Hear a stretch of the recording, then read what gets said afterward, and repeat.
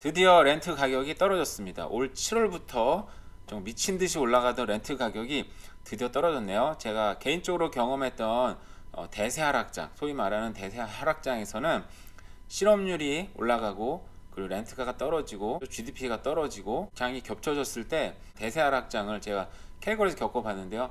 드디어 12월 달이긴 하지만 렌트가 꺾이고 GDP가 지금 조금씩 꺾이고 있고 그리고 실업자들이 좀 늘어날 거로 생각을 하잖아요. 이런 요소들이 겹치면 정말 집값이 좀 상당히 떨어지지 않을까, 혹시 그럴 가능성이 있지 않을까라는 생각을 하고 있습니다. 토론토 중앙일보입니다. 주민들 크리스마스 선물 살 여력 없다. 응답자 대부분 내년 경제 불황을 우려하고 있다고 얘기하고 있습니다. 응답자들의 53%가 먹거리 마련을 걱정하고 있다. 네, 지금 이 정도로 돈이 없다는 거죠. 그죠? 48%는 연말연시 지출을 감당할 수 있는 상황이 아니다, 우려하고 있다라고 얘기를 했다고 합니다. 네, 캐나다 금리가 드디어 4%를 넘어섰습니다. 그래서 많은 전문가들이 내년 상반기에는 경기 침체올 가능성이 더욱 커졌다. 사실상 눈앞에 두고 있는 상황인 것 같습니다. 그죠? 자, 경기 침체가 발생하면 GDP는 감소하고 실업률은 증가한다.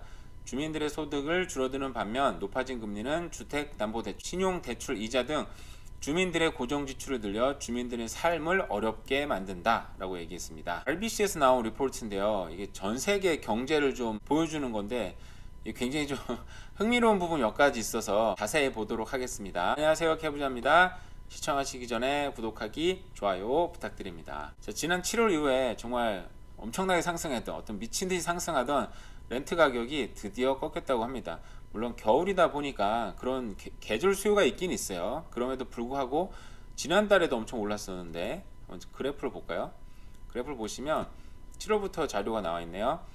7월 달에 2029불 하던 렌트 가격, 메트로 밴쿠버 기준입니다. 이게 11월 달까지, 사실 11월도 수요가 꺾였잖아요. 사실은 9월 달에 뭐 대학교도 개강하고 코로나도 사실 끝났고 거의, 그러다 보니까 학생들이 학교로 돌아가다 보니까 렌트 수요가 여기까지만 올라가는 건 이해가 됐는데, 그 이후에도 사실은 계속 올라서 야, 이거 정말 왜 이럴까, 정말 이자가 올라서 집을 못 사니까 정말 많은 사람이 렌트로 돌리는구나 했는데, 12월 달에는 이 가격이 꺾여서 10월 달 수준으로 일단 돌아가긴 했네요. 이 표본이 100% 맞는 건 아닌데 그래도 발표를 하는 자료니까 우리가 좀 신뢰라고 본다고 보면은 꺾였습니다. 드디어 지역별로 한번 볼까요? Unfurnished, 가구 없는 주택, 밴쿠버 같은 경우는 방 한 개에 2,600불, 네, 엄청나죠. 노스 밴쿠버가 그 뒤를 따르고 있고요. 그 뒤로는 버나비, 네, 이렇게 하고 있습니다. 그래도 제일 싼 데가 서리가 제일 싸고 그 다음에 랭리가 제일 싸네요. 근데 서리가 랭리보다 더 싸죠. 지역별로는 더 가까운데, 그죠? 서리도 뭐 놀스 서리 뭐 중간에 뭐 막 엄청 무서운 데도 있고 그러니까 다 포함된 가격으로 보면 서리가 그나마 제일 싸다. 근데 방 한 개가 그렇고요. 방 두 개짜리는 그래도 랭리보다 비쌉니다. 꼴찌에서 두 번째 했네요. 근데 방 또 세 개로 넘어가면 또 역전돼요. 그러니까 이게 뭐 100% 신뢰할 수 있는 자료는 아니지만 그래도 대체적으로 맞으니까 보도록 할게요. 대체적으로 가족들이랑 좀 살려면 대부분 방 두 개는 있어야 되잖아요. 그죠? 근데 밴쿠버는 3,800불, 이거 렌트비를 낼 수 있네요. 도대체 서리가 그나마 2,300불, 랭리가 2,300불 초반이에요. 그죠? 이 정도면 그나마 내고 살 수는 있는데 너무 빡빡하잖아요. 그죠? 렌트비를 이렇게 내고 사는 것 자체도 너무 힘든 건데, 평균 가격인 건데, 그죠? 찾아보면 더 싼 곳도 있다는 얘기긴 하니까, 어쨌든 이런 사기적인 렌트비가 조금 꺾였다, 다행이라는 생각이 듭니다. 우리 메트로 밴쿠버 형제들이 뭐 여기서는 또 밴쿠버, 롤스 밴쿠버, 버나비, 이게 1, 2, 3등이에요. 사실상 가격이 조금 차이는 있긴 합니다만, 거기 뭐 놀스밴하고 밴쿠버는 거의 차이가 없는 거잖아요. 뭐 지금 30불도 차이가 안 나는 것 같은데, 정말 너무너무 렌트비가 비싸다. 근데 이게 꺾였다. 근데 아까 말씀드린 대로 그나마가 아니죠. 렌트가, 제가 늘 주목 보는 게, 이 집값이 꺾여도 렌트비가 계속 오르면 이게 저항선이 생긴다 그랬잖아요. 한국 전세랑 좀 비슷한 부분이 있는 것 같아요. 근데 렌트가 좀 꺾였고 GDP도 꺾이고 있고, 그리고 실업률은 지금 아직 굉장히 견고했지만 또 꺾이겠죠 사실상. 그러면은 정말 경제가 침체가 오고, 지금까지 부동산 가격이 많이 하락했는데 아마도 좀 더 하락할 수 있는 여지가 생기지 않을까라는 생각이 드네요. 캐나다 주민들이 크리스마스 선물을 살 돈이 없다고 합니다. 근데 미국은 블랙 프라이데이에 지금 엄청나게 소비가 됐거든요. 캐나다는 다를까, 아직 거기에 대한 정확한 자료가 나온 건 아니니까요. 금리 인상 추세에 따라 주민들 상당수가 생활 습관을 바꾸고 있다, 외식을 자제하고 있다, 영화 관람 등 문화생활을 여가를 삼가하고 있다. 네, 뭐 전혀 안 하고 있죠. 영화를 좀 봤네요. 그래도 영화를 다행히 외식을 자제하고 있다. 네, 그렇습니다. 네, 집에서 해 먹으면 되죠. 그런 거는 그죠? 그리고 여기 보면은 코로나 와중에 젊은 층과 여성층 경제적으로 큰 타격을 입었다. 젊은 층은 아무래도 우리 좀 나이 든 사람들 잡이 아무래도 좀 더 잡이 더 좋지 않은 부분이 있으니까 젊은 층이 좀 더 타격을 많이 받았다. 이거는 경제 불황이 오면은 늘 항상 일어나는 일이라 또 안타깝긴 합니다. 캐나다 4% 금리가 깨지면서 이제는 아이들과 여가 활동을 비롯해 대부분의 문화생활을 포기하고 가족의 수입 대부분을 이자를 감대해 써야 할 판. 네, 뭐 제 얘기인 거예요. 계속 세상에 그죠? 네, 그래서 프리랜드 이름이 프리랜드인가요? 연방장관 여기 슈마할 크리스티아 프리랜드 이름이 프리랜드예요. 좋네요. 공짜 땅이라는 이름 갖고 놀리면 안 되는데 연방 부총리 겸 장관에 대해서는 이런 스트리밍 서비스 구독을 줄여라 이런 거 30불 하는데 근데 이자가 거의 1000불 내고 있는데 이게 무슨 상관이냐 했지만 이거라도 줄여야죠. 그죠? 저도 지금 여러 가지 깊은 고민을 하고 있습니다. 네, 이 삶이 좀 빡빡해지다 보니까 이런 고통의 시간에 제가 나름대로 즐기는 건 아니지만 살기 위해서 했다고 생각하는 것들을 생각해보고 정말 어떤 식으로 줄일까 이걸 심각하게 고민을 하고 있어요. 이런 고통의 시간에 어쩔 수 없는 부분이 있는 거잖아요. 어떤 식으로 뭘 줄였는지 나중에 기회가 되면 얘기를 한번 해보도록 하고요. 그리고 네, 여기 세계 경제 리포트가 나왔는데요. 딴 게 아니고요. 재밌는 게 몇 가지 있어서 볼게요. 2023년에는 캐나다는 거의 지금 0% 성장이 될 것 같다. 0.2%를 잡았어요. 세상에 거의 지금 엄청난 침체가 온다는 거죠.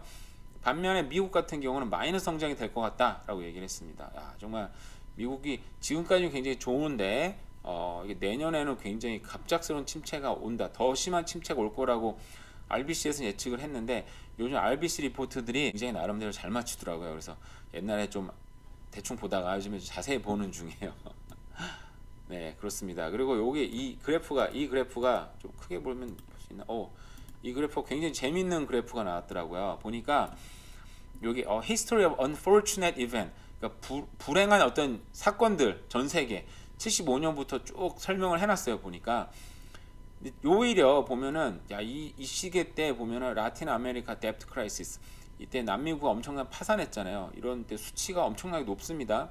이런 수치가 사실상 우리가 기억하고 있는 세계 금융위기 2008년에 왔었잖아요. 이때보다도 거의 뭐 2배, 3배 높은 수준이었던 거예요.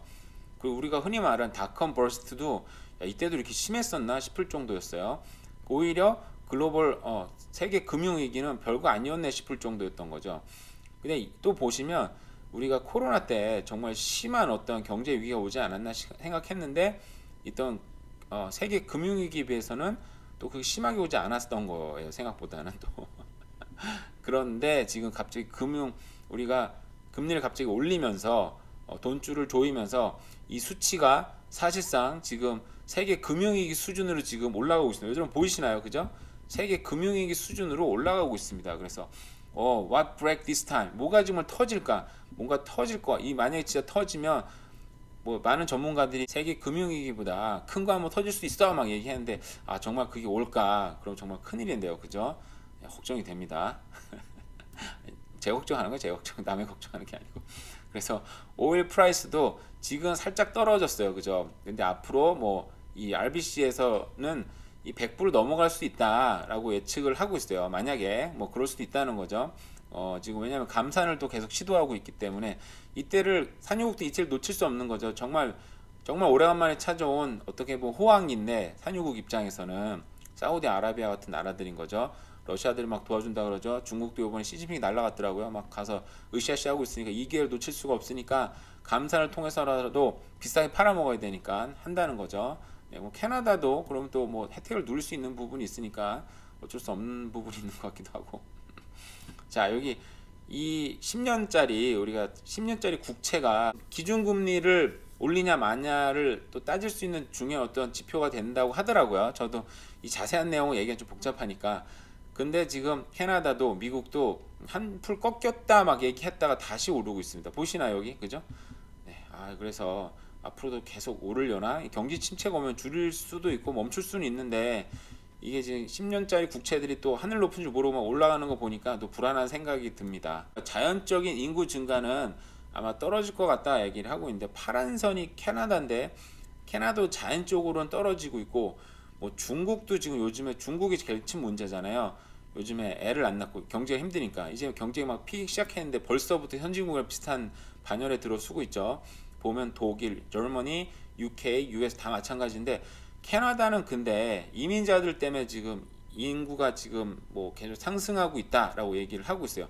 다행히 자연적으로도 상승하게 하고 있긴 있지만, 그래서 인구가 사라지는 것도 경제에 큰 영향을 주는 건데, 전 세계적인 주요 국가들은 인구가 줄어들고 있다. 하지만 캐나다는 이민자 때문에 인구가 증가를 예상을 하고 있다라고 생각하면 될 것 같아요. 캐나다는 자연적 인구, 이 노란 게 보이세요? 노란 거는 이 자연적 인구 증가인데, 사실상 보시면 자연적 인구 증가는 2030년 이후에는 지금 오히려 마이너스로 떨어집니다. 근데 보시면 이 파라는 것들은 뭐 이제 이민자들을 통한 인구 증가인데요.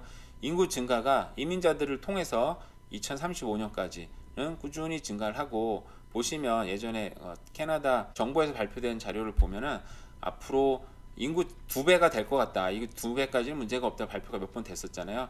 인구 증가는 어쨌든 이민자를 통해서 되고 있다. 우리가 알 수 있을 것 같습니다. 네, 이상 우리가 또 대략 둘러본 우리 부동산 뉴스 그리고 경제 뉴스였습니다.